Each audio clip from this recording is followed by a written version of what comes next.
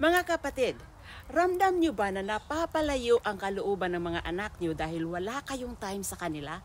Ramdam nyo rin po ba na kahit anong kayod ang gawin ay walang asenso sa buhay? Ganon din po kami ng aking mga business partners noon. Pero nakakita po kami ng solusyon at nandito kami ngayon para i-share sa inyo para maramdaman nyo rin po kung gaano kasarap ang lifestyle na natagpuan namin. Ako nga po pala si Tita at kasama ko po dito ang aking nagagandahang business partners. Hello everyone. So katulad po ninyo, naranasan din po namin na magtrabaho ng napakahabang oras. At of course, sino nakakaawa doon? Ang aming mga anak dahil sila yung naiiwan sa bahay. Alam ko marami sa inyo dyan ang nakakaranas ng ganitong klaseng sitwasyon, hindi po ba? Now, nakakita po kami ng solusyon through digital business. So, ginagawa na po namin ito at nandito po kami para nga i-share po sa inyo na lahat iyon. Sa akin po, ang nangyari is, nagkaroon ako ng maraming time sa anak ko because syempre nakapagbawas ako ng work schedule ko at of course, nagkaroon ako ng extra income. Now, nandito yung aking mga business partners para sabihin din sa inyo kung ano po ang nabago sa buhay nila nang dahil sa business po na ito. Yes, tama. Coach, ikaw na po mauna? Ako na, okay.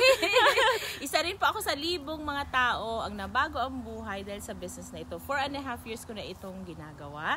Nakabayad po ako ng napakarami kong utang. Nakapagpatapos ako ng pamangkin na kumuha ng nursing. Maluwag ako nakakapagpadala sa extended family ko back home. Nakapag-invest ng properties. At ito yung pinakamaganda. Nakakapag-travel kaming family, more time sa aking anak. Isa sa mga napakalaki kong whys bakit ako nag-join sa business na ito.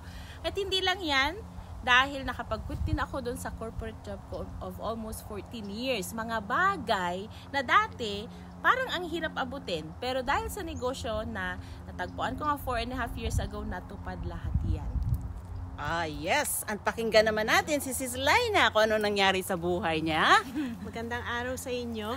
So, ang akala natin pag dumating tayo sa Canada at meron na tayong magandang trabaho sa magandang kumpanya, sapat na yon para sa pamilya natin, sa sarili natin. Pero dahil maganda na ang trabaho ko sa isang corporate company sa Canada, after 8 months dito sa negosyo, iniwan ko yon at naging na akong full-time digital business owner dahil pag meron kang magandang trabaho, ang kapalit nun, ang oras mo. Oras mo para sa sarili mo, sa pamilya mo. Pero dito sa negosyo, you will be able to do things that you love with the people that you love at may enjoy mo ang inyong buhay. Yes. So, yes, thank you. Yes, yun po ang naghihintay sa inyo dito, mga kapatid. So, dito po sa business na to, okay lang na hindi tayo tech savvy dahil nandito po kami para i-guide po kayo na matutunan niyo yung business at may training po tayo na napakadaling sundan. So, yes, ang kailangan lang po dito ay, of course, yung open-minded tayo. At of course, willing tayo na maging ma-coach para po ma-set up at magawa ng maayos yung business nyo. But anyhow, mag-message lang po kayo sa akin para po ma-forward namin sa inyo ang information na kailangan nyo. Mga kapatid, nakikita nyo po ang video na ito. Yan po ang sign. Ito na siguro yung pinapanalangin nyo na mabago yung routine nyo para mapigyan nyo ng oras ang pamilya nyo at mga anak nyo. So anyhow, maraming salamat. Mag-message lang po kayo sa akin at ipo-forward namin sa inyo ang information na kailangan nyo. So take care everyone. Thank you for your time at I'm looking forward po to chatting with you. See you God on the bless inside. everyone. Yes, take care.